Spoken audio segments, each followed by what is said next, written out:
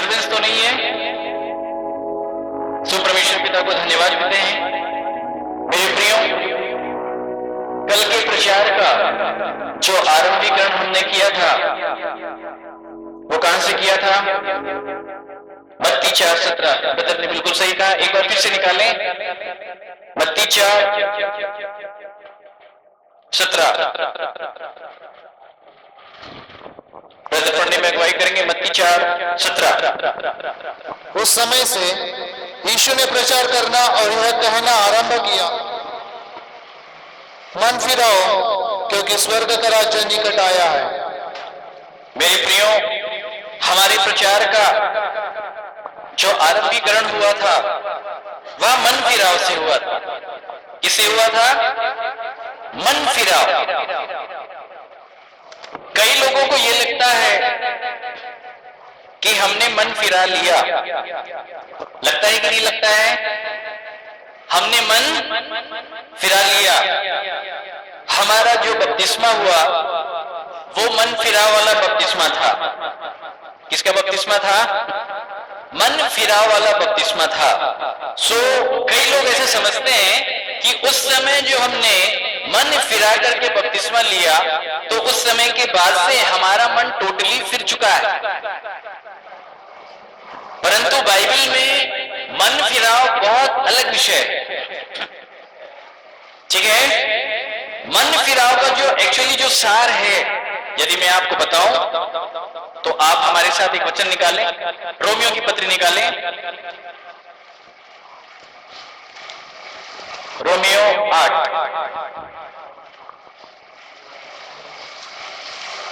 8:5 से। इसे ध्यान से सुनिएगा आप।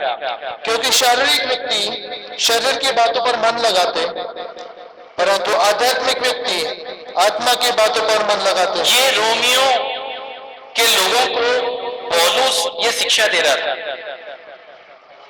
कौन शिक्षा दे रहा था? पौलुस। अच्छा, रोमियो के लोगों का बपतिस्मा हुआ है कि नहीं हुआ है?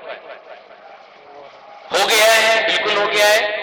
क्योंकि जब प्रेरितों के काम जब हम पढ़ते हैं तो पौलुस जब कुरिन्थियों नगर में गया था, एथेंस में गया था, तो उस समय वह रोमियो के लोगों को भी सुसमाचार सुनाया था और जितने लोग विश्वास करने लग गए थे सबका बपतिस्मा प्रेरितों के काम के अंदर हो चुका था। अब जिनका बपतिस्मा हो चुका था उनको आगे बढ़ाने के लिए पौलुस अब ये शिक्षा दे रहा है। इसे ध्यान से समझिएगा। जिनका बपतिस्मा हो चुका है उनको ये शिक्षा दे रहा है, और जब उनको ये शिक्षा दे रहा है तो उनसे ये कहता है कि शारीरिक व्यक्ति जो होता है वह शरीर की बातों पर मन लगाता है। क्या मन लगाता है? शरीर की बातों पर मन लगाता है। परंतु जो आध्यात्मिक व्यक्ति होता है वह आत्मा की बातों के ऊपर मन लगाता है। किस पर मन लगाता है? आत्मा की बातों के ऊपर मन लगाना। मेरे प्रियो, पूरी बाइबल में यदि हम मन फिराव के सार को देखें तो इसके अलावा और कोई दूसरा अर्थ नहीं होता है। मन फिराव का मतलब होता है हम अपने मन को आत्मा की बातों की ओर लगा दें। किसकी ओर लगा दें? आत्मा की बातों की ओर लगा दें। जो लोग आत्मा की बातों के ऊपर मन लगाते चले जा रहे हैं वे लोग मन फिराव की अवस्था को प्राप्त कर चुके हैं, या दूसरे शब्दों में वे लोग मन फिराव की अवस्था में बढ़ते चले जा रहे हैं। एक बार में नहीं फिरता, इसको समझ लीजिए पहले। अगर कोई ये बोलता है कि एक बार में मेरा मन फिर गया है, बहुत गलत बात है, क्योंकि बाइबल ऐसा कहीं नहीं बताती है। मन फिराव का आरंभीकरण होता है। क्या होता है? मन फिराव का आरंभीकरण होता है। ठीक है? और जब मन फिराव का जब आरंभीकरण होता है तो जिनके जीवन में मन फिराव का आरंभीकरण हो जाता है उनके जीवन में परमेश्वर अपने आत्मा की बातों को प्रकट करता चला जाता है, और जितनी आत्मा की बातें उसके जीवन में प्रकट होती चली जाती है उतनी बातों को वो मानता चला जाता है। इसे कहते हैं मन फिराव। अभी तो एक मनुष्य आत्मा की पूरी बातों को जानता नहीं तो मानेगा कहां से? और जब जानता ही नहीं तो फिराएगा कैसे मन? क्योंकि अपने अंदर के एक विचार को नकारने के लिए हमें एक सत्य विचार की आवश्यकता होती है, और जब तक कि वो सत्य विचार प्रकट नहीं हो जाता हमारे सामने, तब तक कि हम इन बातों को नहीं समझ पाते कि हमारे अंदर जो विचार है वो गलत है। और जब तक कि हम इन बातों को समझ नहीं पाते, हम अपने विचार का इनकार नहीं कर पाते, और ना ही हम ईश्वर के विचार के ऊपर अपने मन को लगा पाते। सो मन फिराव का मतलब होता है मेरे प्रियो, आत्मा की बातों के ऊपर एक मनुष्य का अपने मन को केंद्रित कर लेना। समझ रहे हैं आप? मन फिराव का और कोई दूसरा अर्थ नहीं होता है। अब यह सबसे बड़ी समस्या है कि मन कैसे फिराएं, मन कैसे फिराएं, मन कैसे फिरेगा, यह सबसे बड़ी समस्या है। तो हमने कल आपको बताया था, मन कौन फिरा सकता है? कल हमने बताया था, लास्ट जो हमने संदेश दिया था, इसी लाइन से हमने खत्म किया था। मन कौन फिरा सकता है? प्रेरितों के काम 5:31 फिर से पढ़िए ताकि रिवीजन हो जाए।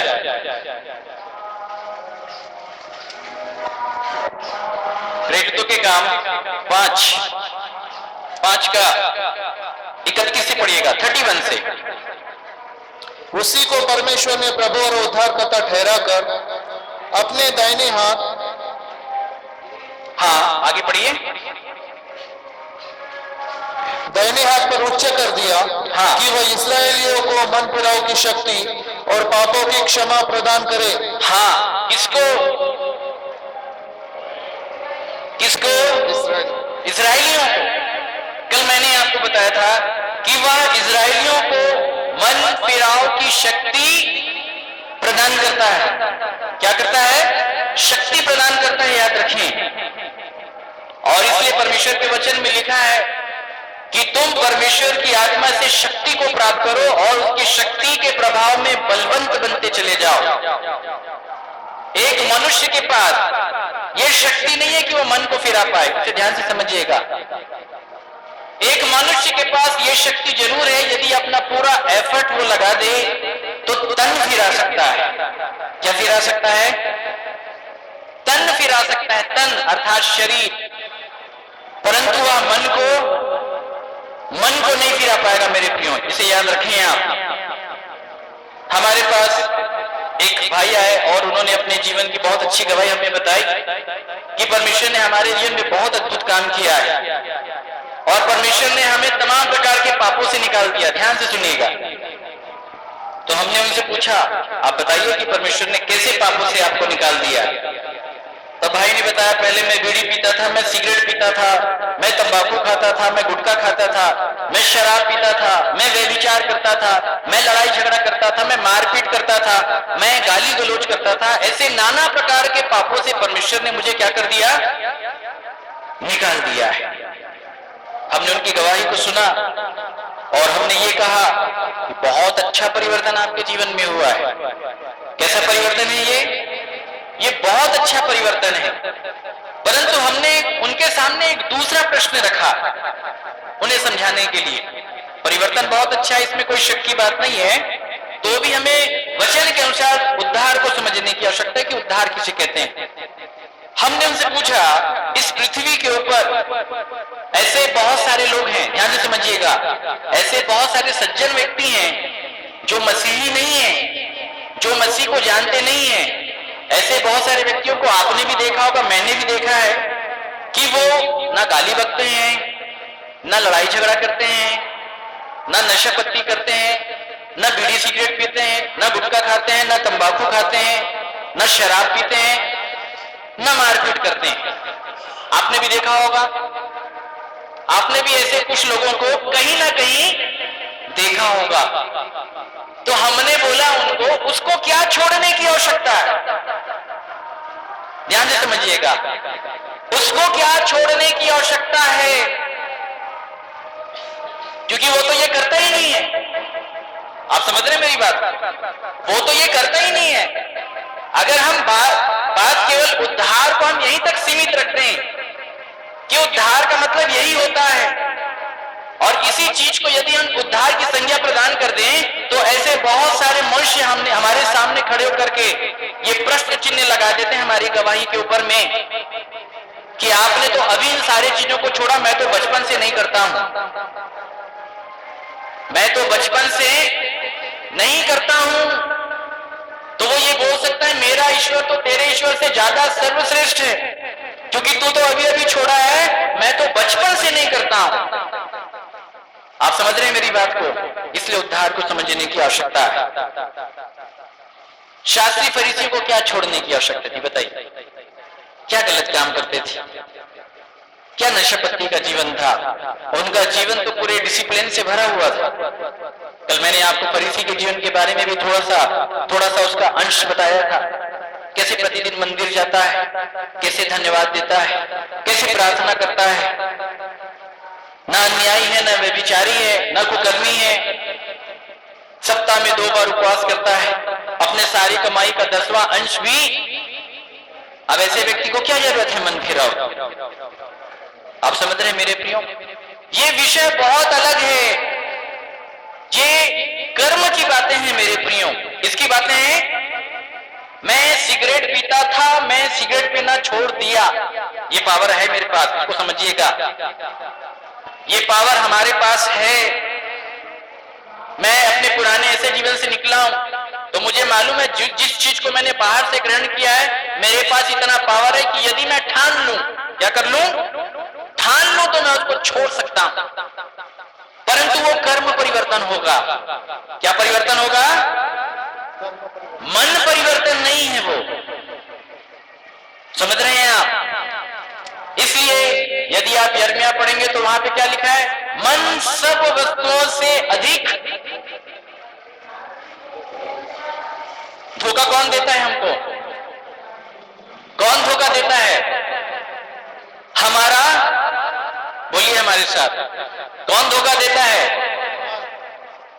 मन। केवल ऐसा मत बोलिए, बोलिए मेरा मन। हमको धोखा कौन दे रहा है? मेरे स्वयं का मन।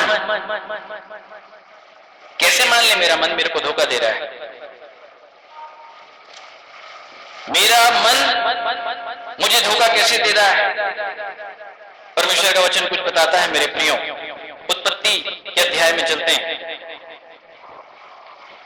उत्पत्ति 5 का 5 से पढ़ें, ध्यान से सुनिएगा इसे। इस प्रकार आदम की कुल आयु 930 वर्ष की हुई, तत्पश्चात वह मर गया। नहीं, 5 का 5, माफ कीजिएगा, 6 का 5 है, माफ कीजिएगा।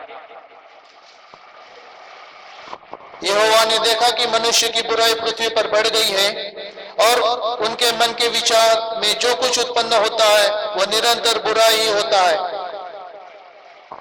क्या कहता है परमेश्वर का वचन? फिर से पढ़ें। यहोवा ने देखा कि मनुष्य की बुराई पृथ्वी पर बढ़ गई है और उनके मन के विचार में जो कुछ उत्पन्न होता है वह निरंतर बुरा ही होता है। हाँ, मनुष्य के मन में जो कुछ भी बचपन से उत्पन्न होता चला आया है वो क्या है? वो क्या है? बुरा है। और इसलिए कभी अपने मन की बातों के ऊपर विश्वास नहीं करना, क्योंकि मन में जो कुछ भी उत्पन्न होता है वो क्या होता है? वो बुरा होता है। क्योंकि आपके मन में जो भी उत्पन्न होता है वो आपका विचार है। किसका विचार है? मेरे प्रियो, आपको मालूम है विचार कितने प्रकार के होते हैं? विचार कितने प्रकार के होते हैं? विचार होते हैं 3 प्रकार के। कितने प्रकार के? एक विचार होता है परमेश्वर की ओर से। किसकी ओर से? परमेश्वर की ओर से। दूसरा विचार होता है शैतान की ओर से, और तीसरा विचार हमारी ओर से, अर्थात मनुष्य के स्वयं का होता है, सेल्फ थॉट। आप समझ रहे हैं? 3 विचार होते हैं। अब 3 विचार में से सही विचार कौन सा है? कौन सा विचार है? सही वाला विचार किसका है? परमेश्वर का। याद रखें, ठीक है? शैतान का विचार तो गलत है ही, पे परमेश्वर ये बता दिया कि मनुष्य का भी जो विचार है, आपको भले लग सकता है कि एकदम मैं सही सोचना हूं, लेकिन अकॉर्डिंग टू बाइबल यदि आप उसको टैली कर लेंगे, बाइबल से मिला के देख लेंगे, तो अंततः वो क्या हो जाएगा? गलत हो जाएगा। एक ही विचार है, परमेश्वर का विचार। अब परमेश्वर के विचार को हम कैसे जाने? कैसे जाने? परमेश्वर के विचार को कैसे जाना जा सकता है? वचन से जाना जा सकता है। कैसे जाना जा सकता है? वचन से जाना जा सकता है। याद रखें, परमेश्वर आंखें बंद करके बात नहीं करता, इसको समझ लीजिए पहले। परमेश्वर किसी से हावे में बात नहीं करेगा, वो यदि बात करेगा तो अपने वचन से बात करेगा। किससे बात करेगा? अपने वचन से। और जब वो अपने वचन से बात करेगा तो ये प्रमाणित हो जाएगा कि मुझसे बात करने वाला कौन है? परमेश्वर है। और दुष्ट जो बात करता है तो वह वचन से बाहर बात करता है। किससे बात करता है? वचन से बाहर बात करता है। इसलिए परमेश्वर के वचन को जानना और समझना बहुत जरूरी है। यूहन्ना 17:3 जो कल ब्रदर ने पढ़ाया था, क्या लिखा है? अनंत जीवन यह है कि वे तुझे एकमात्र सच्चे परमेश्वर को और यीशु मसीह को जिसे तूने भेजा है उसे जाने।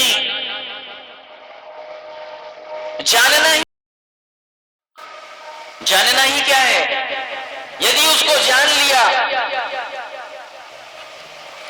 तो जानने का क्या प्रमाण बताया गया? पहला यूहन्ना 2:3, जल्दी पढ़ें। पहला यूहन्ना 2:3।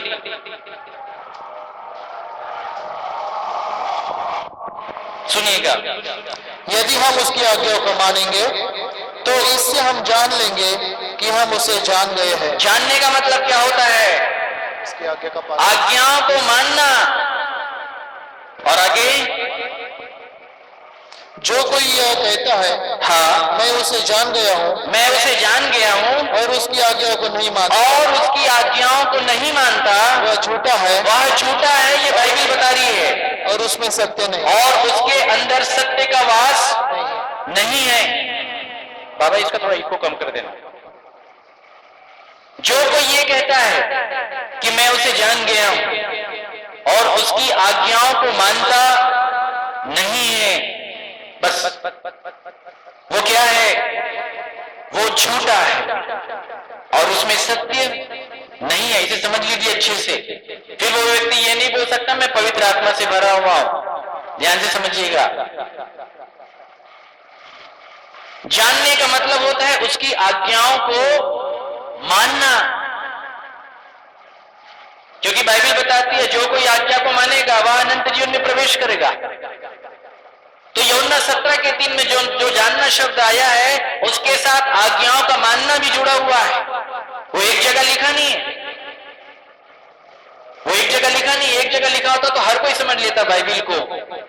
इसलिए बाइबल में लिखा यहोवा की पुस्तक से ढूंढ ढूंढ के पढ़ो, थोड़ा यहां थोड़ा वहां।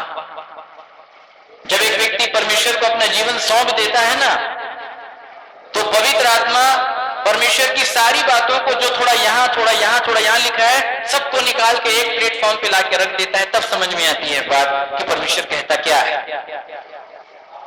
अन्यथा बाइबल उस मनुष्य के लिए भेद रहेगी हमेशा। जानने का मतलब यही होता है मेरे प्रियो आज्ञाओं को मानना। जानने का मतलब ये नहीं होता मैंने बाइबल पढ़ लिया तो उसको जान लिया। जानने का मतलब ये नहीं होता कि मैंने कुछ वचन पढ़ लिया सुन लिया तो उसको जान लिया। जानने का मतलब ये नहीं होता कि मैंने कहीं कुछ लिखा हुआ वचन पढ़ लिया तो उसको जान लिया। जानने का मतलब ये नहीं होता कि मैं बाइबल पढ़ता हूं चर्च जाता हूं तो मैं उसको जान लिया। नहीं, जानने का मतलब होता है कि जिसको आप जानते हैं उसके संपूर्ण परिचय में अपने आप को डुबो देना। क्या कर देना? उसके संपूर्ण परिचय में अपने आप को डुबो देना। आपका अपना सब कुछ खत्म हो जाए और बस केवल उसका परिचय आपके जीवन से प्रकट होने लग जाए, इसे कहते हैं जानना। मैंने भैया से पूछा भैया आप कहां से हैं? भैया ने क्या बताया? बुरहानपुर से। महाराष्ट्र में आता है। एमपी में आता है। एमपी में रहने वाला व्यक्ति और महाराष्ट्र में रहने वाला व्यक्ति, फर्क है कि नहीं? साउथ में रहने वाला व्यक्ति और छत्तीसगढ़ में रहने वाला व्यक्ति, फर्क है कि नहीं? फर्क है कि नहीं? साउथ में रहने वाला व्यक्ति, उसको कुछ बोलने की आवश्यकता नहीं है, समझिएगा ध्यान से। उसका परिवेश, उसका पहनावा, उसकी बोली, उसकी भाषा, उसके उठने का तरीका, उसके बैठने का तरीका, ये देख करके बता देगा ये साउथ वाला है। कहां वाला है? वो बोल सकता है मैं साउथ को जानता हूं क्योंकि मैं वहां रहता हूं, साउथ मेरे कण कण में बसा हुआ है, देख लो। आप समझ रहे हैं? तो जिसको वो कहता है कि मैं जानता हूं, उसका परिचय अपनी बोली, अपनी भाषा से वो प्रमाणित भी कर देता है। करता है कि नहीं करता है? इसे कहते हैं जानना। ठीक उसी प्रकार आज यदि एक व्यक्ति दावा करता है कि मैं परमेश्वर को जानता हूं, तो क्या परमेश्वर का जीवन उसके पास है? क्या परमेश्वर का स्वभाव उसके पास है? आराधनालय तो उस समय भी हुआ करते थे मेरे प्रियो, वचन का प्रचार तो उस समय भी हुआ करता था, आज से 2000 वर्ष पहले और 2000 वर्ष के पहले भी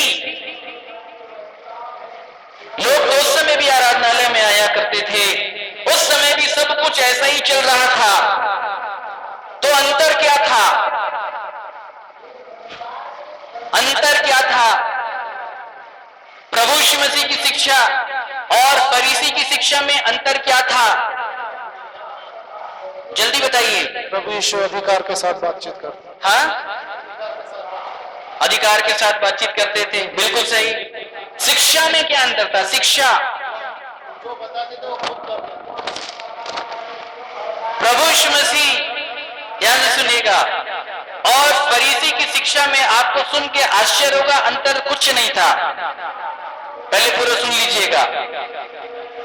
फरीसी आए, फरीसियों के साथ व्यवस्थापक भी आए और प्रभु यीशु मसीह की परीक्षा करने के लिए उनसे पूछने लग गए, हमको बता व्यवस्था में मुख्य आज्ञा कौन सी है? तब प्रभु यीशु मसीह ने बताया, अपने परमेश्वर से सारे मन, सारी बुद्धि, सारे शक्ति, सारे प्राण के साथ प्रेम रखना, और दूसरा ये कि अपने पड़ोसी से भी सारे मन, सारी बुद्धि, सारी शक्ति और सारे प्राण के साथ प्रेम रखना। ये दो आज्ञाएं ही भविष्यताओं के शिक्षाओं का आधार है।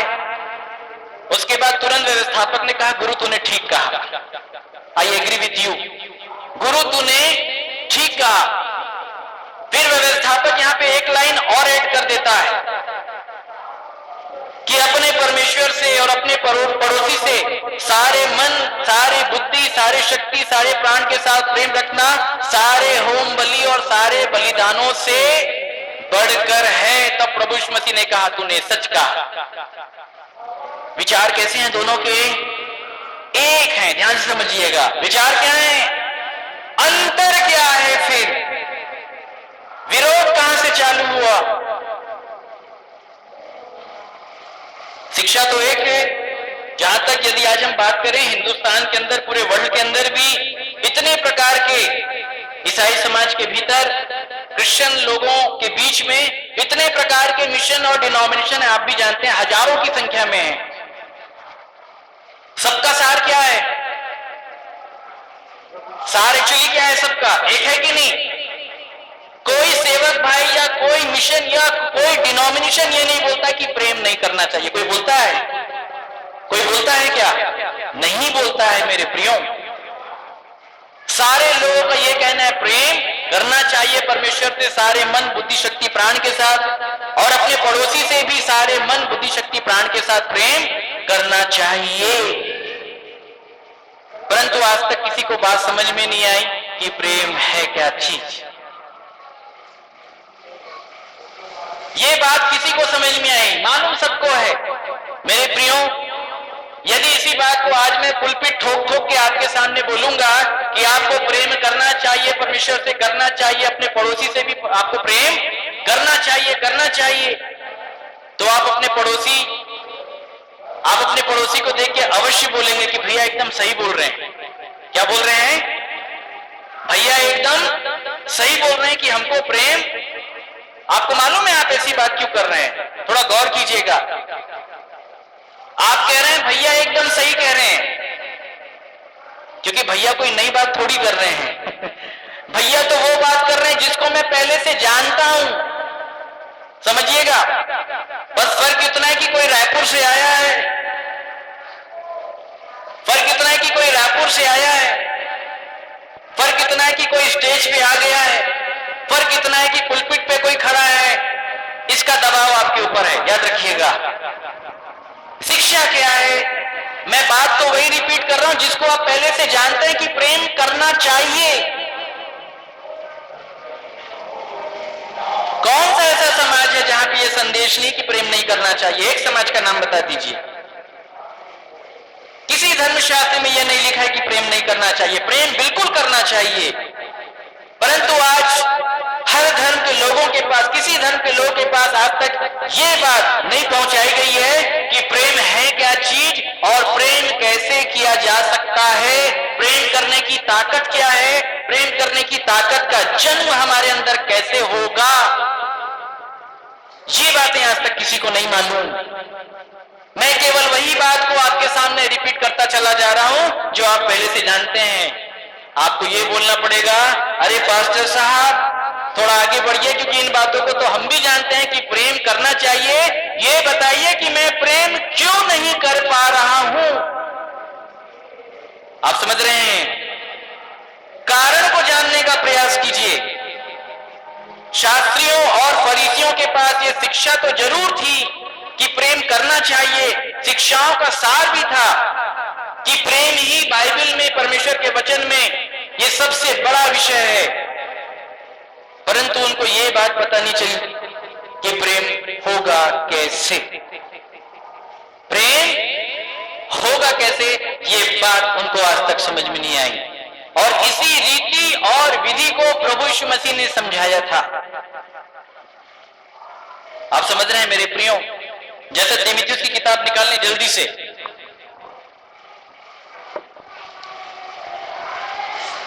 प्रेम केवल बोलने से नहीं होता मेरे प्रियो। प्रेम का सूत्र है बाइबल के अंदर। तीमुथियुस की किताब, पहला तीमुथियुस 1 का 5 से पढ़िए। आज्ञा का सारांश यह है कि शुद्ध मन और अच्छे विवेक और कपट रहित विश्वास से प्रेम उत्पन्न हो। फिर से पढ़िए, सुनिएगा ध्यान से। आज्ञा का सारांश यह है कि शुद्ध मन, आज्ञा का सारांश यह है, ध्यान से सुनिएगा, कि शुद्ध मन और अच्छे विवेक और कपट रहित विश्वास से प्रेम उत्पन्न हो। प्रेम क्या हो जाए? उत्पन्न हो जाए। मेरे साथ बोलिए, प्रेम, मेरे साथ बोलिए, प्रेम उत्पन्न हो। प्रेम क्या चीज है? उत्पन्न होने वाली चीज है। क्या होने वाली चीज है? उत्पन्न होने वाली चीज है। प्रेम जिसके अंदर उत्पन्न हो जाएगा, तो प्रेम है, वो प्रेम कर जाएगा। जिसके अंदर प्रेम उत्पन्न ही नहीं हुआ है, वो कभी प्रेम नहीं कर सकता।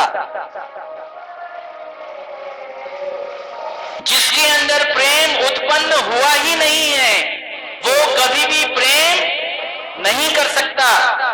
और यदि उसके ऊपर प्रेम करने का दबाव बनाया जाएगा, तो मानो ये अवस्था ऐसी होगी कि आप नीम के पेड़ को मीठा करने का प्रयास कर रहे हैं। नीम के पेड़ को क्या करने का प्रयास कर रहे हैं? मीठा करने का प्रयास कर रहे हैं। नीम के पेड़ के चारों ओर खोद लेना और चारों ओर शहद डाल लेना।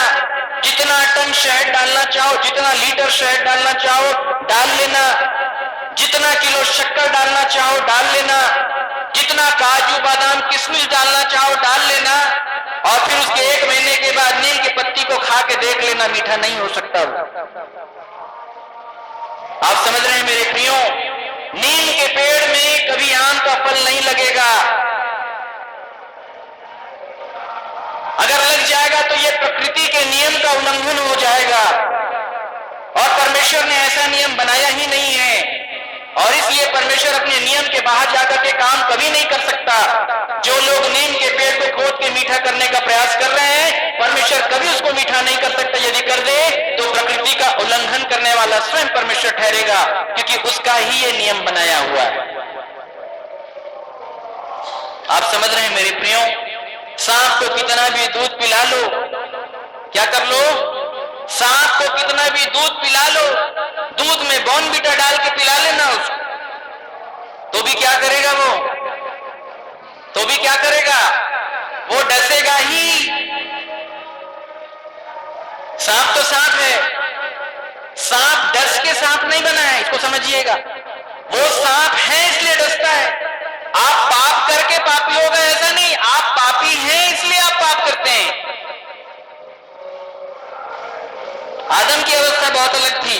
आदम पाप करके, पाप को ग्रहण करके पापी बना, परंतु उसके बाद से जितने भी मनुष्यों की उत्पत्ति इस पृथ्वी के ऊपर होती चली आई है, वे सब पापी हैं, माता के गर्भ से पापी हैं। कहां से पापी हैं? माता के गर्भ से पापी हैं। आप कोई भी शास्त्र खोल के पढ़ लीजिए, वहां पे सारे शास्त्रों में इसके विषय में लिखा है, पापो हम पाप कर्मा हम पाप आत्मा पाप संभवम त्राहिमाम पुंडरीकाक्षाम सर्व पाप परिहरे। ये हिंदू शास्त्र में लिखा है। अर्थात मैं एक पापी मनुष्य हूं, पाप में उत्पन्न हुआ हूं, पाप में पला और बड़ा हूं। पाप रूपी कीचड़ के ऊपर कमल के समान पवित्र दिखाई देने वाले परमेश्वर, आपके अनुग्रह से ही मैं निकाला जा सकता हूं, और इसलिए अनुग्रह को समझाने के लिए वहां पे देवानुग्रह लिखा हुआ है। देव का मतलब होता है गॉड, परमेश्वर। परमेश्वर के अनुग्रह से ही मैं पाप से छुड़ाया जा सकता हूं। मनुष्य बचपन से पापी है, कितना भी कर्म कर लो स्वभाव परिवर्तन नहीं होगा, याद रखें, स्वभाव परिवर्तन नहीं होगा मेरे प्रियो। जिनके अंदर प्रेम आज तक उत्पन्न नहीं हुआ है, वे चाहकर भी कभी प्रेम नहीं कर सकते। और इसलिए प्रभु श्रीमती ने शास्त्रियों और फरीसियों को डांट लगाई कि तुम एक ऐसे भारी बोझ को उठा के मनुष्य के ऊपर लादते रहते हो जिसको बेचारा उठा नहीं सकता। शास्त्री फरीसी बार बार बोलते थे, तुमको करना पड़ेगा, करना पड़ेगा, करना पड़ेगा। आप समझ रहे हैं मेरे प्रियो? अरे जो चीजें उसके अंदर नहीं है तुम उससे कैसे करवा लोगे? इसलिए प्रभु श्रीमती ने उनको अंधी मार्गदर्शक बताया। शिक्षा देने वाला भी अंधकार में, और जो शिक्षा ले रहा है वो भी अंधकार में। इसलिए किसी का जीवन परिवर्तन नहीं होता। कर्म परिवर्तन जरूर कर लेता है। क्या कर लेता है? कर्म परिवर्तन करके समाज में सभ्य आदमी के रूप में वो जरूर है, परंतु ऐसा समाज में सभ्य दिखाई आने वाला व्यक्ति भी जब विपरीत परिस्थिति में आता है तो अपने असली रूप को प्रकट कर जाता है फिर, क्योंकि परिवर्तन अंदर से नहीं हुआ है ना। परिवर्तन कहां से हुआ है? बाहर से हुआ है। और इसलिए जब विपरीत परिस्थिति आती है तब ऐसा व्यक्ति बोलता है, ब्रदर तुम अभी मेरे को जानते नहीं हो। कितने लोगों ने मारा? ऐसा डालो, ब्रदर अभी तुम मेरे को जानते नहीं हो, अभी तक तुमने मेरे को बाहर से देखा है, जब अपने असली स्वरूप में आऊंगा तब मैं तुमको बताऊंगा कि मैं कौन हूं। ये वही पाप है जो छिप कर बैठा है। हमारे धर्म के काम पाप को अंदर छिपने का मौका देके रखे, आपको मालूम नहीं। अरे आदम भी तो यही काम कर रहा था, अंजीर के पत्ते जोड़ करके अपने अंदर के पाप को ढांपने का प्रयास कर रहा था। ये दिमाग किसने दिया? शैतान ने ही दिया था, मुझको ढांप ले, क्या कर ले। परंतु परमेश्वर आया, उसको ढांपने नहीं दिया, उसके सारे पत्ते उड़ा दिया परमेश्वर। आप समझ रहे हैं मेरे प्रियो? ये मनुष्य की दशा है आज। तब लोग ये एक दूसरे को ऐसा कहते हैं, अभी तुम मेरे को जानते नहीं, अपने असली स्वरूप में आऊंगा तो तुमको बताऊंगा, अभी तुम जानते नहीं हो मेरे को। मतलब आप सोच लो, इतने दिन से जो आपके सामने दिखा रहा था वो नहीं है। इतने दिन से जो दिखा रहा था, अब जो प्रकट कर रहा है वो वास्तव में वो है। आप समझ रहे हैं? अब जो प्रकट कर रहा है वो वास्तव में वो है। कहते हैं हमको धोखा हो गया। क्या हो गया? धोखा हो गया, क्योंकि आप बाहरी रूप को जानते हैं, आप भीतर के रूप को नहीं जानते। परंतु बाइबल बताती है आत्मिक मनुष्य सब कुछ जानता है, तुम्हारे अंदर का भी और तुम्हारे बाहर का भी, परंतु वह आप किसी से जांचा नहीं जाता। मेरे प्रियो, जो चीजें हमारे अंदर नहीं हुई है, प्रेम यदि अंदर नहीं आया है, बाहर कभी प्रकट नहीं होगा। बाहर यदि हो सकता है तो बस केवल दिखावा। क्या हो सकता है? और बाहर दिखावा कैसे होता है, वो प्रेम भी आपको समझा दे रहा हूं। प्रभु यीशु मसीह ने बताया पहाड़ी उपदेश में कि यदि तुम अपने प्रेम रखने वालों से ही प्रेम करते हो तो इसमें क्या बढ़ाई की बात? कोई बढ़ाई की बात है? नहीं। बोले क्योंकि पापी भी ऐसा ही करते हैं। पापी भी क्या करते हैं? ऐसा ही करते हैं। अगर तुम भी ऐसा कर रहे हो तो समझ लेना इसमें कोई बढ़ाई की बात नहीं है। प्रेम की परिभाषा प्रभु यीशु मसीह ने बताई, पहला कुरिन्थियों 13:4। जल्दी पढ़ें ब्रदर।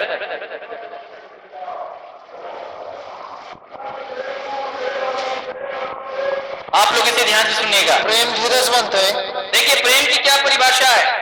प्रेम धीरजवंत है, हाँ, और कृपालु है। हाँ, प्रेम दाह नहीं करता। ध्यान से सुनिएगा। अगर कोई समझता है कि मैं प्रेम करता हूं तो प्रेम की परिभाषा अच्छे से समझ ले। प्रेम धीरजवंत है, प्रेम कृपालु है, कृपालु है, प्रेम दाह नहीं करता। प्रेम डाह नहीं करता किसी से, प्रेम अपनी बढ़ाई नहीं करता। प्रेम करने वाला व्यक्ति कभी अपनी बढ़ाई नहीं मारता कि मैं वो नहीं करता। वो अपनी बढ़ाई नहीं करता और फूलता नहीं, और फूलता नहीं, वह अनरीति नहीं चलता। वह अनरीति नहीं चलता। ध्यान से सुनिएगा, रुकेगा ब्रदर। कैसे नहीं चलता? अनरीति। अनरीति मतलब समझते हैं?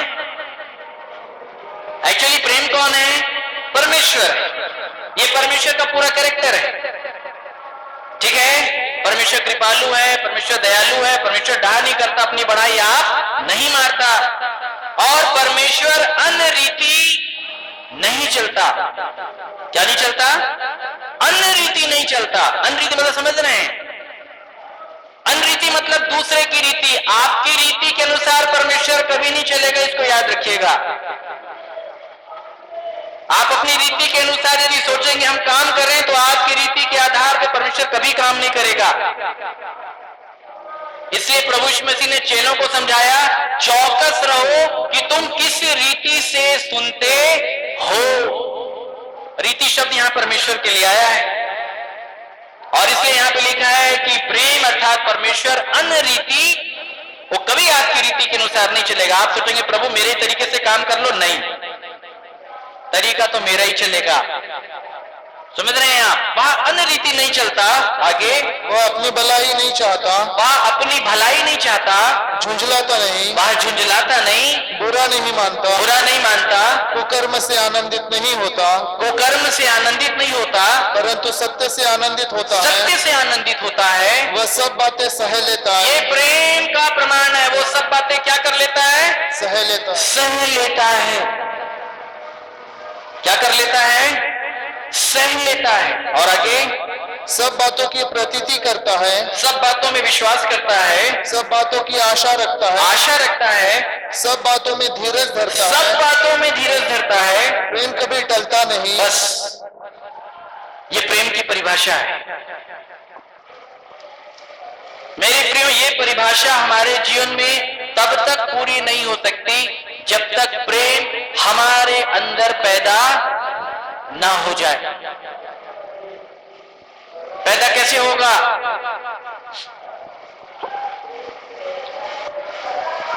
पैदा कैसे होगा? पौलुस ये बात तीमुथियुस को समझा रहा था कि आज्ञा का सारांश ये है, और वो ये बोल रहा है जो लोग सारांश को आज तक नहीं समझे वे लोग अशुद्ध बकवास की ओर भटके हुए हैं, उनको कुछ मालूम नहीं है। बोल रहा आज्ञा का सारांश ये है कि शुद्ध मन, अच्छे विवेक और कपट रहित विश्वास से प्रेम उत्पन्न हो। मतलब प्रेम को पैदा करने के लिए कितने चीजों की आवश्यकता है?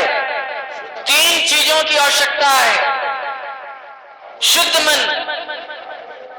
कैसा मन? शुद्ध मन। पहला विषय वस्तु शुद्ध मन। दूसरा विषय वस्तु अच्छा विवेक। अच्छे विवेक को बाइबल में धरोहर बताया गया है। क्या बताया गया है? धरोहर। पौलुस ने तीमुथियुस को कहा इस धरोहर की रखवाली करना, इस अच्छे विवेक को थामे रहना, क्योंकि जितने लोगों ने अच्छे विवेक को थामा नहीं, उनका विश्वास रूपी जहाज डूब गया। शुद्ध मन, अच्छा विवेक और कपट रहित विश्वास से प्रेम क्या होगा? उत्पन्न हो जाएगा। परमेश्वर किसी को ऐसे ही हवा में शिक्षा नहीं देता, वह सब कुछ बताता है, पूरे विषय वस्तुओं का सार बताता है कि ये काम होगा तो कैसे होगा। शुद्ध मन, अच्छा विवेक और कपट रहित विश्वास, ये तीन चीजें मनुष्य के जीवन में आवश्यक है। यदि ये तीन चीजें आ गई तो उसके मन के अंदर प्रेम का जन्म हो जाएगा। और यदि ये तीन चीजें नहीं है तो कभी प्रेम का जन्म नहीं हो सकता। और इसलिए पहला विषय जो आता है वो होता है शुद्धिकरण से। किससे होता है? मन में असाध्य रोग लगा है, इसलिए परमेश्वर सबसे पहले बोलता है मन को शुद्ध करूंगा। क्योंकि मन जो है, ध्यान से सुनिएगा, मनुष्य का मन जो है वह मनुष्य के शरीर और मनुष्य के प्राण का केंद्र बिंदु है। आप केंद्र बिंदु मतलब समझते हैं? मनुष्य का मन जो है वह मनुष्य के शरीर और मनुष्य के प्राण का केंद्र बिंदु है। प्राण को काम करने के लिए और शरीर को काम करने के लिए मन के सहमति की आवश्यकता है। यदि मन सहमति नहीं देगा तो प्राण कभी काम नहीं कर सकता और शरीर भी कभी काम नहीं कर सकता। और इसलिए यदि मन समझ जाएगा तो तन भी समझेगा, प्राण भी समझेगा। इसलिए पहला आरंभीकरण मन फिराव से होता है मेरे प्रियो। मन फिराव का आरंभीकरण होता है शुद्धिकरण से। किससे होता है? शुद्धिकरण से। और इसलिए यहेजकेल नबी की किताब में लिखा हुआ है, निकालिए यहेजकेल 36 उसका 25 पढ़िएगा। 36 का 25, 36 का 25 से पढ़िएगा, पढ़ें जल्दी। मैं तुम पर शुद्ध जल छिड़कूंगा, हाँ, और तुम शुद्ध हो जाओगे, हाँ, और मैं तुमको तुम्हारी सारी अशुद्धता और मूर्तों से शुद्ध करूंगा। पहली भविष्यवाणी परमेश्वर ने यही की है, मैं तुम पर शुद्ध जल छिड़कूंगा और तुम क्या हो जाओगे? शुद्ध हो जाओगे। शुद्ध हो जाओगे। मेरे प्रियो, परमेश्वर सबसे पहले एक मनुष्य को शुद्ध करना चाहता है। क्या चाहता है? शुद्ध करना चाहता है परमेश्वर। अगर शुद्ध नहीं हुआ तो अच्छा विवेक कभी नहीं आ सकता। शुद्ध नहीं हुआ तो कपट रहित विश्वास भी कभी नहीं आ सकता। इसलिए परमेश्वर पहले शुद्ध करता है। क्या करता है? पहले शुद्ध करता है। मेरे प्रियो, प्रभु यीशु मसीह चेलों के साथ कितने वर्ष तक रहे?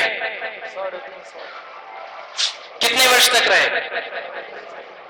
कितने साल तक? 3.5 साल तक रहे। एग्जैक्ट 3.5 साल में, ध्यान से सुनिएगा, मैं आपसे एक प्रश्न कर रहा हूं। 3.5 साल में चेलों के जीवन में क्या काम हुआ?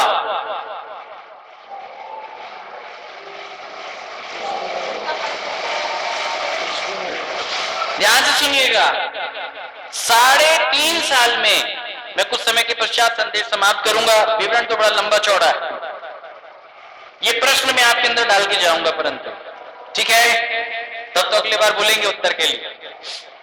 3.5 साल में चेलों के अंदर क्या काम हुआ? जल्दी बताइए। 3.5 साल में क्या काम हुआ? कुछ तो काम हुआ होगा, कोई बता सकता है? 3.5 साल में चेलों के जीवन में क्या काम हुआ था?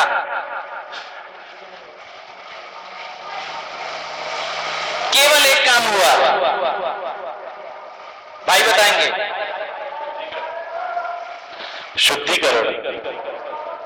हमको मालूम था वो बता सकते हैं तभी इतना कॉन्फिडेंट होकर के माइक किया।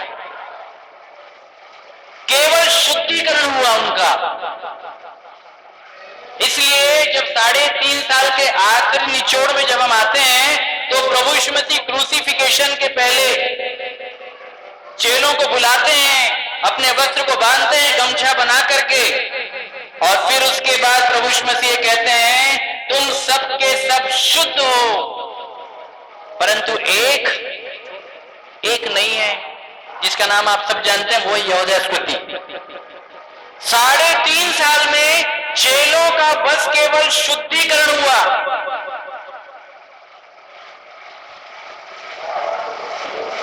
आपको समझ रहे हैं मैं क्या बताना चाह रहा हूं? आपको केवल सुन के जाने वाले मत बनिए, थोड़ा एनालिसिस कीजिए अपने लाइफ का कि भैया बोल क्या रहे हैं।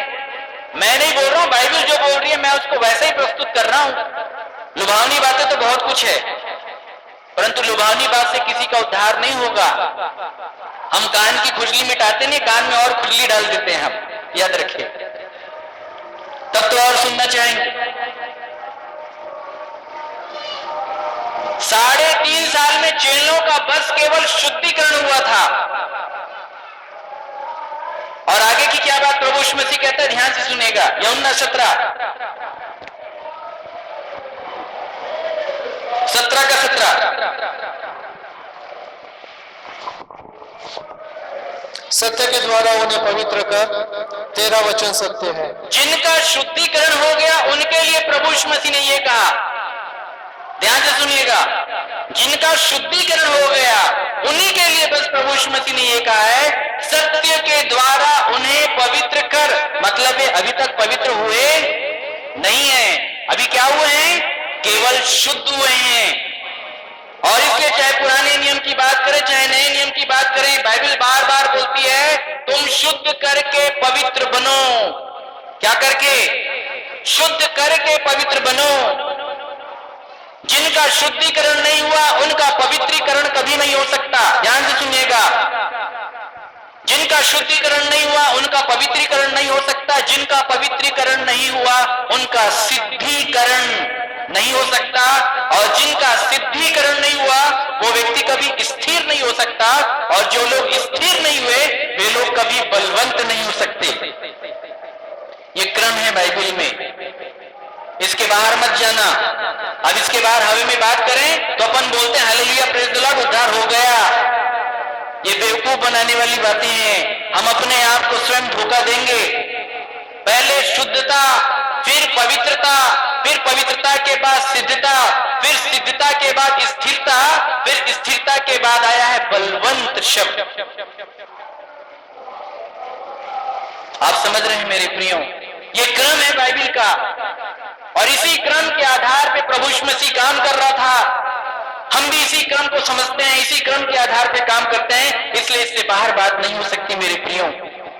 जिनका शुद्धिकरण नहीं हुआ उनको पवित्रता की शिक्षा नहीं दी जा सकती। जिनका पवित्रीकरण नहीं हुआ उनको सिद्धता की शिक्षा नहीं दी जा सकती। जिनका सिद्धीकरण नहीं हुआ उनको स्थिर होने की शिक्षा नहीं दी जा सकती। अरे जो क्लास 1 में ही पास नहीं हुआ, क्लास 2 का चैप्टर कैसे पकड़ेगा? आप समझ रहे हैं मेरे प्रियो, बाइबल का कोई भी चैप्टर उठा के किसी को भी बोला नहीं जा सकता, सब में अवस्था है। उसके डेप्थ को पकड़िएगा। हमको डेप्थ समझ में नहीं आता। हमने मान लेते हैं, हमने एक वचन खोल लिया, सेनाओं का यहोवा तेरे संग संग है। अब आप बोल सकते हैं सेनाओं का यहोवा, परंतु मैं एग्री नहीं होऊंगा। पूछिए क्यों? क्योंकि मुझे मालूम है सेनाओं का यहोवा किसके संग रहता है। आप यहोशू नबी की किताब पढ़ लेंगे तो वहां पे लिखा है कि व्यवस्था की बातें तेरे चित्त से कभी उतरने ना पाए। ध्यान से सुनिएगा, जो कुछ लिखा हुआ है उसी के अनुसार करने में चौकसी करना, उससे ना दाएं मुड़ना ना बाएं मुड़ना, तब सेनाओं का यहोवा तेरे संग रहेगा, और जहां कहीं तू जाएगा वहां तेरा काम सफल होगा। तब होगा सेनाओं का यहोवा संग, हवे में बोलने से नहीं होता। आप समझ रहे हैं, ये लिखा हुआ है सेनाओं का यहोवा किसके संग रहेगा। हिजकिय्याह राजा के बारे में भी लिखा है, वह यहोवा से लिपटा रहा, यहोवा के पीछे चलना ना छोड़ा, और जितनी आज्ञाएं परमेश्वर ने मूसा के द्वारा दी थी, उनका वह पूरा पूरा पालन करता था, इसलिए यहोवा उसके संग रहता था। अब इस सूत्र को हटा के बोला जा सकता है, किसी को घुमाया जा सकता है। गाना गाने से सेनाओं का यहोवा संग नहीं आ जाता, इसको समझिएगा। परमेश्वर के वचन के अनुसार चलने के बाद ही सेनाओं का यहोवा जब आपके संग आएगा तो फिर क्या बात है। मैं बाइबल की बातें कर रहा हूं मेरे प्रियो, किसकी बात कर रहा हूं? मैं बाइबल की बात कर रहा हूं। पीछे चलना बहुत अलग विषय है, यहोवा के पीछे चलना। यदि कोई मेरे पीछे आना चाहे तो अपने आपे का इनकार करे और अपना क्रूस उठाए और मेरे पीछे हो ले। ये पीछे आने का सूत्र है। पास आने का क्या सूत्र है? कल बता रहे थे, यदि कोई मेरे पास आना चाहे तो माता पिता भाई बहन पति पत्नी बाल बच्चे सबको क्या जाने? अप्रिय, तब वो व्यक्ति पास आ सकता है। पीछे अगर आना है तो अपने आप को अप्रिय जानना पड़ेगा और कलवरी चाहिए पीछे आने के लिए। क्या चाहिए? कलवरी चाहिए। जिस कलवरी को उठा के चलने के लिए परमेश्वर ने कहा, उस कलवरी को शैतान ने फैशन बना के गले में लटका दिया। कलवरी उठाने के लिए कहा था परमेश्वर ने, क्रूस उठाने के लिए कहा था। इसलिए पौलुस बोलता है, मैं और किसी बात के ऊपर घमंड नहीं करता, बस केवल मसीह के क्रूस के ऊपर घमंड करता हूं। किसके ऊपर घमंड करता हूं? मसीह के क्रूस के ऊपर, क्योंकि क्रूस की सामर्थ्य ही एक मनुष्य का उद्धार करा सकती है और कोई दूसरा नहीं। मेरे प्रियो, जो लोग पीछे चलते हैं वे लोग क्रूस उठा के चलते हैं। हमारे साथ आइएगा, 2 दिन बिताइएगा, हम आपको बताएंगे क्रूस है क्या चीज। क्रूस कब मिलता है एक व्यक्ति को? पीछे आने का क्या सूत्र है, पास आने का क्या सूत्र है? परमेश्वर का वचन बड़े ही भेद और रहस्यों से भरा हुआ है मेरे प्रियो। ऐसे ही नहीं होता कोई भी विषय। 3.5 साल तक के प्रभु यीशु मसीह ने काम किया और 3.5 साल में बस केवल चेलों का शुद्धिकरण हुआ। और जब 3.5 साल में जब अंतिम संदेश जब पतरस को देता है तो पतरस से क्या कहता है? कुछ मालूम है आप? 3.5 साल में जब अंतिम संदेश प्रभु यीशु मसीह ने पतरस को दिया तो क्या कहा था पतरस से? जल्दी बताइए, क्या कहा था? हे पतरस, हे शमौन, देख शैतान ने तुम लोगों को पिता से मांग लिया है कि गेहूं के समान फटके, परंतु मैंने तेरे लिए प्रार्थना की है कि तेरा विश्वास जाता ना रहे और जब तू फिरे। किसको फिरने के लिए बोल रहा था?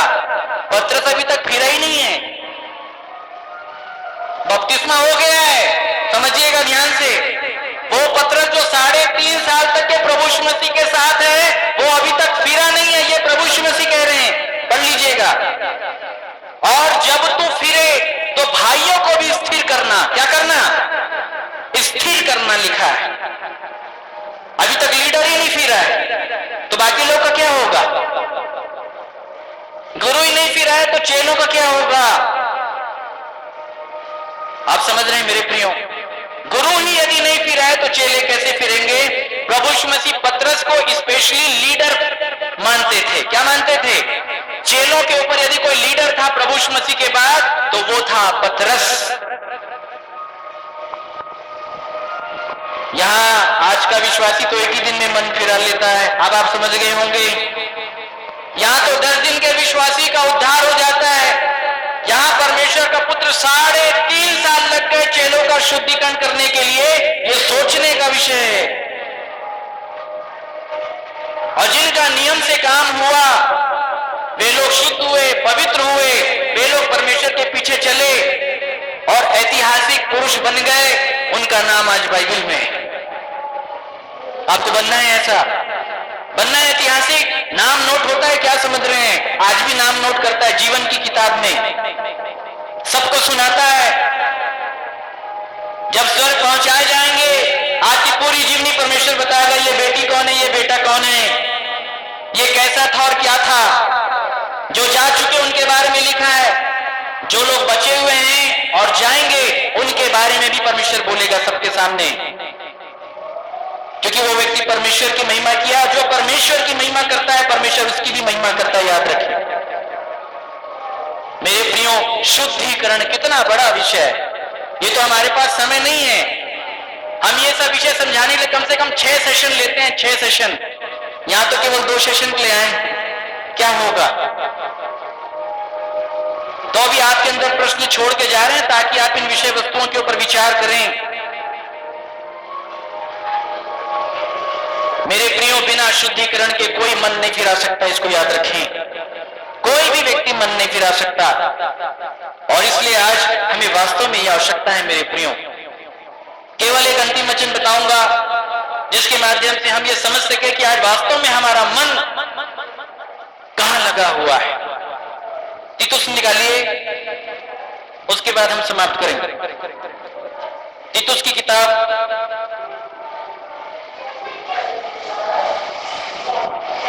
तीतुस 2 का 11 और 12, ध्यान से सुनिएगा। क्योंकि परमेश्वर का वह अनुग्रह प्रकट है जो सब मनुष्य के उद्धार का कारण है। हाँ, और हमें चेतावनी देता है कि, हमें चेतावनी देता है। क्या देता है?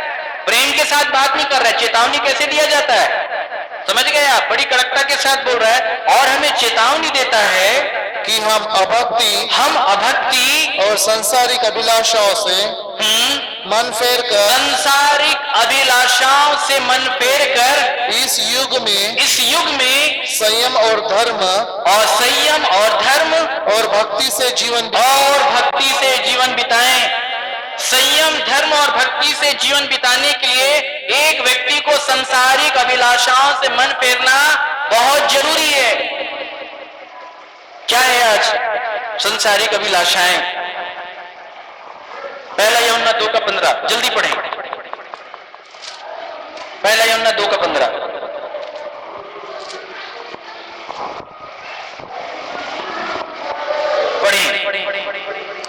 तुम न तो संसार से और न संसार में की वस्तुओं से प्रेम रखो। यदि कोई संसार से प्रेम रखता है तो उसमें पिता का प्रेम, तो उसके अंदर पिता का प्रेम नहीं है। क्योंकि जो कुछ संसार में है, संसार का मतलब क्या होता है? जो कुछ संसार में है अर्थात शरीर की अभिलाषा और आंखों की अभिलाषा और जीविका का घमंड। मनुष्य कहां पड़ा और फंसा है? शरीर की अभिलाषा, आंखों की अभिलाषा और जीविका के घमंड में फंसा। वह पिता की ओर से नहीं। मनुष्य यहां फंसा हुआ है, मनुष्य का मन यहां फंसा हुआ है। शरीर की अभिलाषा, आंखों की अभिलाषा और जीविका का घमंड। मेरे प्रिय, आज शरीर की क्या अभिलाषा है? शरीर क्या चाहता है?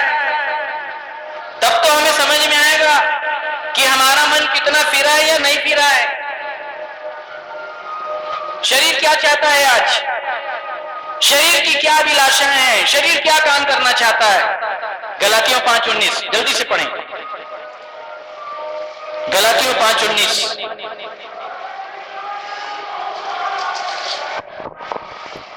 गलातियों 5:19, जल्दी से। शरीर के काम तो प्रकट है। शरीर देखिए क्या चाहता है, उसकी क्या अभिलाषाएं हैं, क्या काम है? अर्थात व्यभिचार। सबसे पहला काम शरीर क्या चाहता है? व्यभिचार। आप सब व्यभिचार को बखूबी समझते हैं। आज पूरी मानव जाति यदि डूबी हुई है तो सबसे बड़े और घृणित पाप में यह है व्यभिचार। आज संसार का हर एक मनुष्य व्यभिचार के पाप से ग्रसित है। चाहे विचारों की बात कर लें, चाहे दृष्टि की बात कर लें, चाहे शरीर के द्वारा क्रिया करने की बात कर लें। संसार का हर एक प्राणी आज व्यभिचार के पाप से ग्रसित है। प्रकाशित वाक्य में लिखा है कि व्यभिचार के पाप के द्वारा मारे हुओं की संख्या कम से कम 75% होगी। आज संसार का हर एक प्राणी व्यभिचार के पाप में पड़ा हुआ है, फंसा हुआ है, व्यभिचार की दृष्टि में पड़ा हुआ है। इसलिए प्रभु यीशु मसीह ने कहा कि यदि कोई पुरुष किसी स्त्री को व्यभिचार की दृष्टि के साथ देखे तो वह उसके साथ व्यभिचार कर चुका। देह के द्वारा करे या ना करे, वह कर चुका। क्योंकि भीतर से अर्थात मनुष्य के मन से बुरे बुरे विचार, व्यभिचार, यही तो सारी बातें निकल रही है। और इसी बातों को प्रभु यीशु मसीह ने बताया कि जो मन से निकलता है वही मनुष्य को क्या करता है? अशुद्ध करता है। परंतु वह कहता है पहाड़ी उपदेश में, धन्य है वे जिनके मन शुद्ध हैं, क्योंकि वे परमेश्वर को देखेंगे। कर्म शुद्धिकरण की बात नहीं किया, पहली बात किया तो मन शुद्धिकरण की किया था। आज संसार का हर एक मनुष्य, चाहे वह विश्वासी कहलाए चाहे वह अविश्वासी कहलाए, वह विचार के पाप में पड़ा हुआ है, फंसा हुआ है। वह विचार आगे गंदे काम, गंदे गंदे काम वो करता है। लुचपन, मूर्ति पूजा, टोना, बैर। आज बैर का काम चल रही है। परिवार में किसी का किसी के साथ पड़ता नहीं, माता पिता का नहीं पड़ता, माता पिता का बच्चों के साथ नहीं पड़ता, पति पत्नी का आपस में नहीं पड़ता, भाई बहन का आपस में नहीं पड़ता। क्यों? क्योंकि बैरता काम कर रही है। कहलाते जरूर आत्मिक लोग हैं, परंतु काम किसका है? शरीर का चल रहा है। काम किसका कर रहे हैं? शरीर का कर रहे हैं। और इसलिए जितने लोग शारीरिक हैं उनके जीवन में बैरता का काम चलेगा ही, चाहे कुछ भी कर लो। बैरता काम कर रही है मेरे प्रियो आज। और आज लोग बैरता की अधीनता में हैं। थोड़ा भी कुछ हुआ नहीं, एक परिवार दूसरे परिवार से अलग हो जाना चाहता है। कहां गया प्रेम, कहां गया मेल मिलाप? जब जमीन की हकीकत की बात करें तो आज ये दशा है लोगों की। बैर, आगे झगड़ा, इसलिए झगड़ा चल रहा है। और झगड़ा बस केवल परिवार में नहीं चलता। हम तो बहुत सारे बड़े बड़े गिरजाघर के अंदर झगड़ा देखे हैं, चुनाव के समय झगड़ा देखे हैं, पद प्रतिष्ठा मान सम्मान को पाने के लिए झगड़ा देखे हैं। अरे कहां गया वो परमेश्वर के जीवन का स्वभाव? वो जो परमेश्वर होकर के दास बन गया, जिसने अपने पद को छोड़ दिया, और आज तुम पद प्रतिष्ठा मान सम्मान पाने के लड़ाई और झगड़े करते हो। आज ये झगड़ा चल रहा है मेरे प्रियो। बैर, झगड़ा, आगे ईर्ष्या। आज क्या काम कर रही है जीवन में? ईर्ष्या काम कर रही है। कोई हमसे पद में बड़ा है तो ईर्ष्या है, कोई ज्ञान में बड़ा है तो ईर्ष्या है, कोई पैसे में बड़ा है तो ईर्ष्या है, कोई काम धाम में बड़ा है तो ईर्ष्या है। आज लोग मन में क्या पाल करके रखे हैं? ईर्ष्या। भले बाहर प्रकट करें या ना करें, परंतु सेनाओं का यहोवा तो मन को जानता है कि तुम अंदर क्या सोचते हो। और इसलिए बाइबल बताती है कि वह जब प्रकट होगा तुम्हारे गुप्त बातों का न्याय करेगा, जो तुमने मन में पाल के रखा है। बाहर तुमने कितनी भी एक्टिंग कर ली, वो तो मनुष्य को नहीं मालूम, परंतु परमेश्वर तो जानता है कि तू फलाने व्यक्ति के बारे में क्या सोचता है। कैसे बचोगे? मनुष्य कैसे बचेगा मेरे प्रियो? कोई वस्तु उसके सामने छिप नहीं सकती, सारी वस्तुएं खुली और प्रकट है।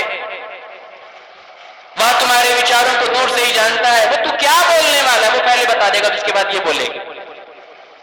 हम कैसे बचेंगे? ईर्ष्या, आगे क्रोध। इसलिए गुस्सा आता है लोगों को, क्योंकि क्रोध की संतान है। किसकी संतान है? बाइबल बताती है, पौलुस बताता है कि जब हम मन नहीं पी रहे थे, हम क्रोध की संतान।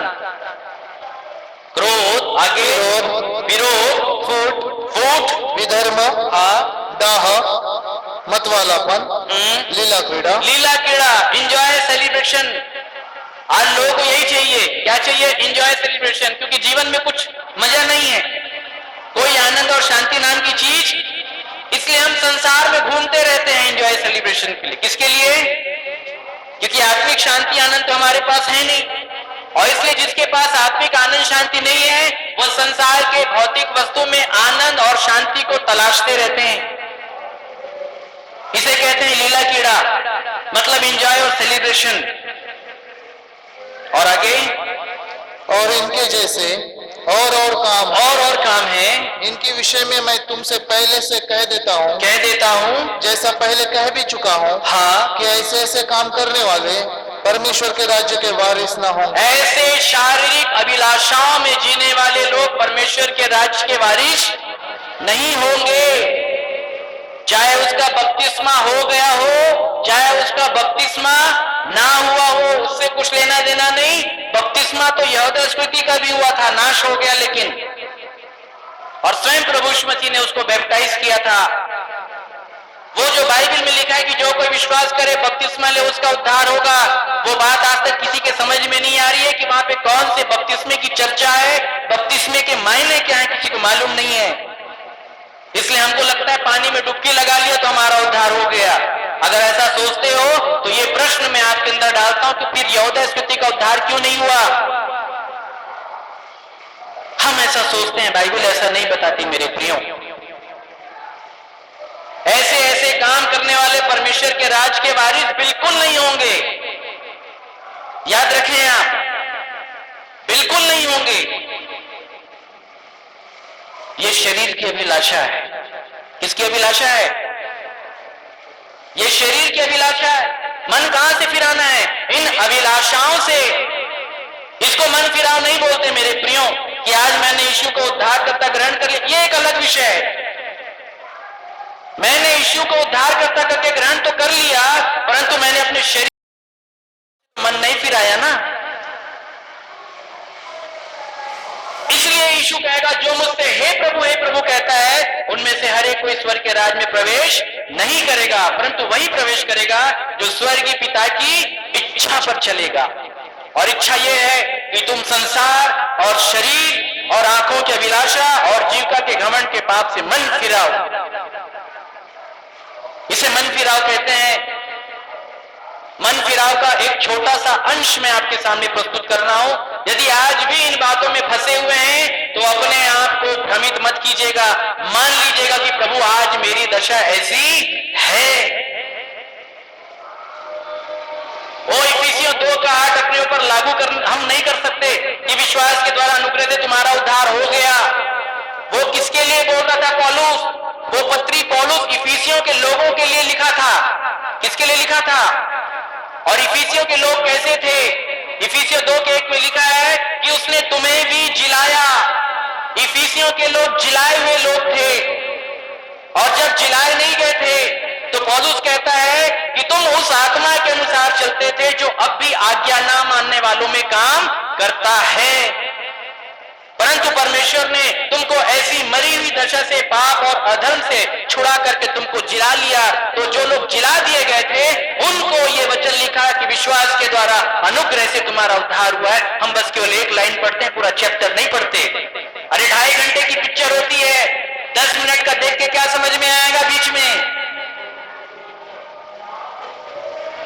आप समझ रहे हैं? केवल एक वचन निकाल करके मेरा उद्धार हो गया है, ये बेवकूफ बनाने वाली बात है मेरे प्रियो। आपको बुखार आ रहा है, आपका बुखार ठीक नहीं हो रहा, मैं डॉक्टर हूं, मैं आपको बोल रहा हूं आपको कोई परेशानी नहीं है, आप मानोगे क्या? आप मानेंगे? आप नहीं मानेंगे। डॉक्टर साहब मेरे को बुखार आ रहा है, 102 डिग्री आ रहा है, 104 तक पहुंच रहा है, तो भी मैं बोलता हूं नहीं तुम एकदम ठीक हो। आप ऐसे डॉक्टर के ऊपर विश्वास करेंगे? नहीं करेंगे। अगर मैं बिल्कुल ठीक हूं तो इसका प्रमाण यह होना चाहिए कि मुझको बुखार आना नहीं चाहिए। अगर मैं ये कहता हूं कि मेरा उद्धार हो चुका है तो आज भी मैं पाप क्यों करता हूं? मैं शारीरिक अभिलाषाओं में क्यों पड़ा हूं? क्यों फंसा हूं? क्यों आज भी मेरी आंखें संसार की वस्तुओं की ओर लगी हुई है? यह प्रश्न आपके अंदर आना चाहिए। आप समझ रहे हैं मेरे प्रियो? उद्धार की परिभाषा बहुत अलग है। बाइबल बताती है जो परमेश्वर से जन्मा है वह पाप नहीं करता, क्योंकि उसका बीज उसमें बना रहता है और वह पाप कर ही नहीं सकता, क्योंकि परमेश्वर से जन्मा है। ये बात परमेश्वर सीना ठोक करके बोलता है। परमेश्वर से जन्म लेना बहुत अलग है मेरे प्रियो। पहले जल से तो हमारा जन्म हो जाए। किससे जन्म हो जाए? जल से जन्म लेना और आत्मा से जन्म लेना बाइबल में बहुत बड़ा विषय है। यह विषय किसी को समझ में नहीं आ रहा है। उद्धार बहुत अलग विषय है मेरे प्रियो। आज ये शरीर की अभिलाषा जिसमें मनुष्य का मन पड़ा हुआ है, फंसा हुआ है, यहीं से परमेश्वर चाहता है तुम्हारा मन फिरना चाहिए। फिर दूसरा पाप है आंखों की अभिलाषा। किसकी अभिलाषा? इसे बता के समाप्त करेंगे। आंखों की अभिलाषाएं क्या है आज? ये आंखें क्या चाहती है? शैतान ने इन आंखों को आज कहां पे डाल के फंसा करके रखा है? हम देहरादून में थे, हम प्रचार कर रहे थे, पूरा प्रचार बहनों के बीच में था। चर्च में प्रचार किए, बहनों को अच्छा लगा, बहनों ने अलग से मीटिंग करके बुला लिया, भैया आइए पर्सनली संगति चाहिए। और जब जैसे ही ये विषय निकला आंखों की अभिलाषा क्या है, तो बहनों के बीच में से एक जवान बहन खड़े होकर बोलने लगी, भैया स्टार प्लस। सास भी कभी बहू थी, स्टार प्लस। भैया बहुत टीवी देखती हूं, मैं इसमें फंसी हुई हूं, इसके बिना मेरा काम चलता नहीं है। मैं बोला, मैंने एकदम सही कहा आपने। आज शैतान ने मनुष्य की आंखों को कहां केंद्रित कर दिया?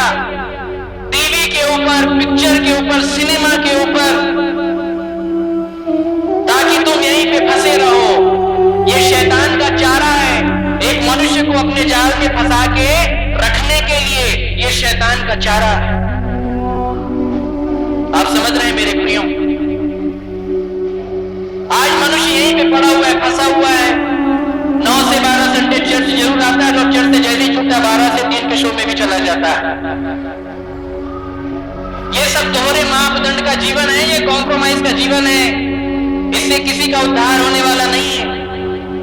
शैतान ने मनुष्य की आंखों को आज टीवी, पिक्चर, सीरियल के ऊपर लगा दिया। मेरे प्रियो, ईमानदारी के साथ बताइए, यदि आज आप टीवी चैनल ऑन करते हैं, भले ही न्यूज चैनल क्यों ना हो, आप मेरे को ईमानदारी के साथ बताइए, नग्नता के अलावा कुछ दिखाई पड़ता है? फूहड़ बातों के अलावा कुछ दिखाई पड़ता है? वो जो लाफ्टर शो लोग देखते रहते हैं, कितनी अश्लील बातें उसमें होती है, मालूम है आपको? क्या कुछ अच्छा दिखाई पड़ता है? और इतनी बुरी चीजों को देखने के बाद किसका मन पवित्र होता है? हाथ खड़ा करके बताए। मन से बुरे विचार और आते हैं कि नहीं आते हैं? बुरे बुरे नए गलत काम करने के सारे आइडियाज, ऐसे कार्यक्रम से शैतान परोसते रहता है लोगों के जीवन में, और लोगों ने अपनी आंखों को वहीं लगा के रखा है। ये आंखों की अभिलाषाएं हैं मेरे प्रियो। आज आंखें क्या चाहती है? इन्हीं सब चीजों को देखना चाहती है। इसलिए आज सबके हाथ में एंड्रॉइड फोन है। शैतान ने ऐसा फंसा के रखा है, उसको मालूम है प्रभु यीशु मसीह का आगमन बहुत नजदीक है, इसलिए लोगों को कैसे इंगेज किया जाए। और इसलिए आज इंटरनेट भी फ्री ऑफ कॉस्ट में बिकने की तैयारी हो गई है।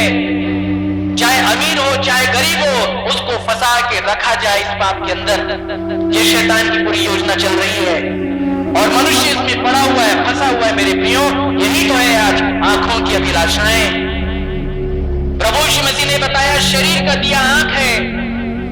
क्या है? शरीर का दिया क्या है? आंख है। वो ये बताना चाह रहा है कि यदि ये दिया जलेगा तो शरीर को उजियाला मिलेगा, और दिया जलेगा आंखों के द्वारा। किसके द्वारा? प्रभु यीशु मसीह ने बताया चौकस है जो उजियाला तेरे पास है, अर्थात तेरी आंखें, यदि यही उजियाला अंधकार में परिवर्तित हो जाए तो सोच वह अंधकार कितना भयानक होगा। यही उजियाला जो तुमने अंधकार के कामों की ओर लगा दिया है, तो जब उजियाला ही अंधकार हो गया तो तेरे शरीर का क्या होगा? आप समझ रहे हैं मेरे प्रियो? आज मानव जाति, और केवल मानव जाति नहीं, बड़े दुख की बात है, जो लोग विश्वासी कहलाते हैं वे यहाँ पे पड़े और फंसे हुए हैं। अब आप ही से मैं पूछता हूं, क्या स्वर्ग जाएगा एक व्यक्ति? इस आधार पे क्या स्वर्ग जा सकता है? क्या बाइबल के आधार पे जा सकता है? नहीं जा सकता है मेरे प्रियो। और इसलिए बहलाने और फुसलाने वाली बातों से बाहर आए, ऐसे विचारों से बाहर आए जो हमको इस भ्रम की अवस्था में बना के रखती है, गलत धारणाओं को पालने के लिए मजबूर करती है। ऐसे विचारधाराओं से आप बाहर आए। आज ये है आंखों की अभिलाषाएं। अरे यहीं से तो मन फिराने के लिए प्रभु यीशु मसीह ने संदेश दिया था, आंखें उठा पर्वत की ओर लगा। परंतु आज हमारी आंखें बस केवल नीचे पृथ्वी को देखती है, पृथ्वी की वस्तुओं को देखती है। आज हम कहां पे हैं मेरे प्रियो? ये वास्तव में सोचने का विषय है। आप कौन हैं? आप कैसे हैं? आप क्या काम कर रहे हैं?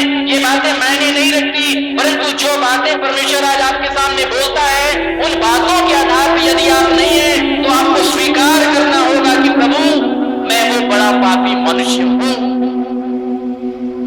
तब परमेश्वर एक मनुष्य के ऊपर दया करता है मेरे प्रियो, जब एक व्यक्ति चुंगी लेने वाले पापी के समान जान लेता है कि हाँ प्रभु मैं ऐसा हूं, तब परमेश्वर उठा देता है। अपने धर्म के कामों के ऊपर विश्वास नहीं, क्योंकि ऐसा ही धर्मी व्यक्ति जो अपनी दृष्टि में धर्मी है उसने प्रभु यीशु मसीह का कभी अंगीकार नहीं किया। होठों से जरूर अंगीकार किया परंतु उसका मन आज तक उससे दूर रहा है। मेरे प्रियो वो समय आ चुका है। मैं आपको आखिरी एक लाइन बोलना चाहूंगा, उसके बाद समाप्त करूंगा। बाइबल में जितनी भी भविष्यवाणियां हैं सब लगभग पूर्ण होने पर है। अब बिल्कुल भी समय बचा नहीं है। अब किसी भी क्षण किसी भी समय प्रभु यीशु मसीह का बादलों के ऊपर आना हो जाएगा। हो सकता है मैं बोल रहा हूं उसके 1 सेकंड बाद आ जाए, या 5 मिनट बाद आ जाए, या 5 घंटे के बाद आ जाए, या 5 दिनों के बाद आ जाए, परंतु अब समय नहीं बचा है मेरे प्रियो। दूल्हा द्वार पर खड़ा है और किसी भी समय वो द्वार खोल दिया जाएगा और जितने लोग जागृत हैं वे सब दूल्हे के साथ विवाह के कक्ष में पहुंचा दिए जाएंगे। और इसलिए मेरे प्रियो मन न फिराइए, क्योंकि स्वर्ग का राज्य आज आपकी निकटता में होकर के आपसे बात कर रहा है। मैं लुभावनी बातें करने नहीं आया हूं मेरे प्रियो,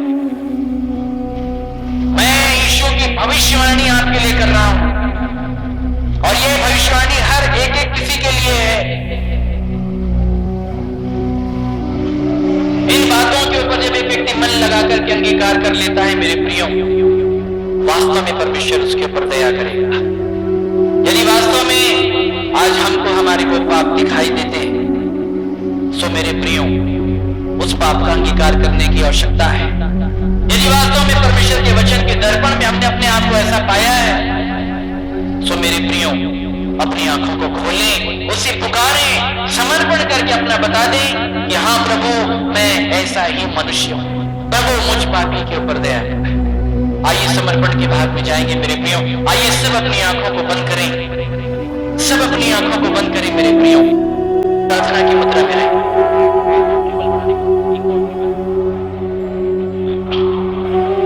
मेरे प्रियो सब अपने सर को झुकाएं। वह हमारा नाम लेकर के हमको बुलाना चाहता है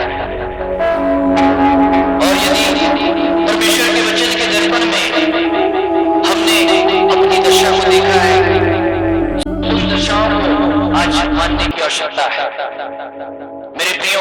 सब अपनी आंखों को परमेश्वर का अनुग्रह आप सब पर होने पाए।